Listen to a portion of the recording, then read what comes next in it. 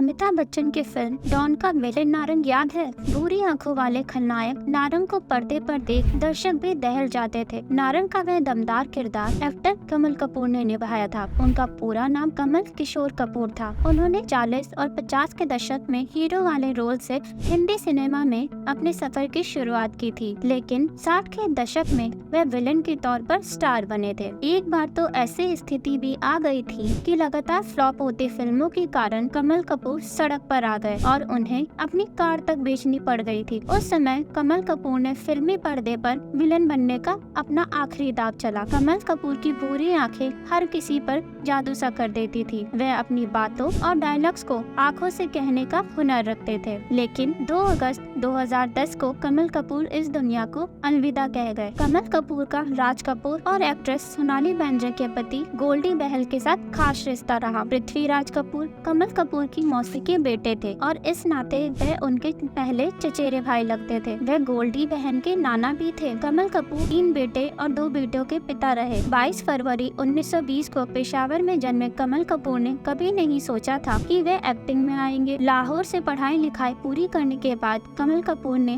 बड़े भाई के साथ सेंट्रल प्रोविंसेस जाने का फैसला कर लिया था। उनके बड़े भाई वहाँ एक पुलिस अधिकारी थे, लेकिन किस्मत कमल कपूर को मुंबई ले आई। यहाँ कमल कपूर के चचेरे भाई पृथ्वीराज कपूर पहले से ही फिल्मों और थिएटर की दुनिया में रंग जमा रहे थे। पृथ्वीराज कपूर ने कमल कपूर को फिल्मी दुनिया में कदम जमाने में बहुत मदद की। पृथ्वीराज कपूर ने जब पृथ्वी थिएटर की शुरुआत की तो उसके पहले नाटक में कमल कपूर को काम दिया। यह एक अंग्रेज का रोल था। यहीं से कमल कपूर की एक्टिंग की शुरुआत हुई। उन्होंने 1946 में फिल्म दूर चले से फिल्मी पर्दे पर दुनिया में कदम रखा। इसके बाद वह फिल्म आग में राज कपूर के पिता के किरदार में दिखे। इन्होंने करियर के शुरुआत में करीब 21 फिल्मों में हीरो का किरदार निभाया था। उनमें से एक भी फिल्म नहीं चली। बताया जाता है कि इस बात से बुरी तरह निराश हो गए थे। ये हीरो बनना चाहते थे, पर हीरो के रूप में फिल्में पिट रही थी। आग में राज कपूर के पिता के रोल में इनको खूब पसंद किया गया। कमल कपूर सपोर्टिंग किरदार करने को राजी नहीं थे और इस कारण उनका करियर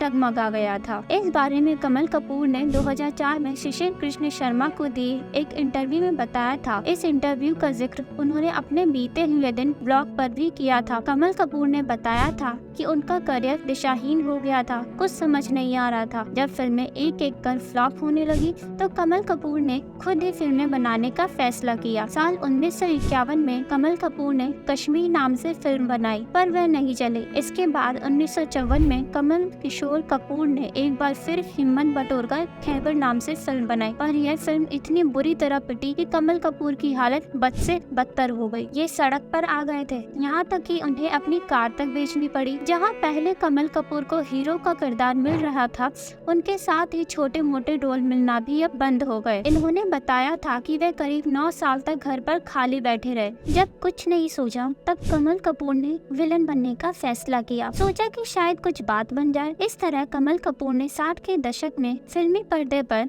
विलन और खलनायक वाले किरदार करने शुरू कर दिए। खलनायक के तौर पर ये एक बार फिर दर्शकों को पसंद आने लगे। बतौर विलन वह पहली बार 1965 में आई फिल्म जोहर महमूद इन गोवा में नजर आए थे। इस फिल्म के बाद कमल कपूर के दिन फिर गए। फिल्म में वह एक अंग्रेज विलन के किरदार में दिखे। इस फिल्म के बाद तो कमल कपूर के पास ढेरों फिल्मों के ऑफर आने लगे। तब उन्होंने हर तरह के छोटे बड़े किरदार किए और अपनी अलग पहचान बना ली। कमल कपूर ने कभी वकील तो कभी हीरो के दोस्त तो कभी बॉस, गुंडे और जज के छोटे मोटे रोल भी किए। उन्होंने रागिनी से लेकर हुस्न बानो, शामा और गीता बाली जैसे हीरोइनों के साथ भी खूब काम किया। खलनायक बनने के बाद कमल किशोर की लोकप्रियता को डॉन के किरदार ने और बढ़ा दिया। कमल कपूर ने अमिताभ बच्चन के साथ फिल्म मर्द में भी काम किया। इस फिल्म में वह जेंडर डायर के दमदार किरदार में दिखे। कमल कपूर ने 1993 तक काम किया। उनकी आखिरी फिल्म 1993 में आई जख्मी रूह थी। यहाँ तक आते आते उनकी सेहत खराब होने लगी थी, जिस वजह से साल 2010 में इन्होंने फिल्मी पर्दे के साथ ही दुनिया को भी अलविदा कह दिया।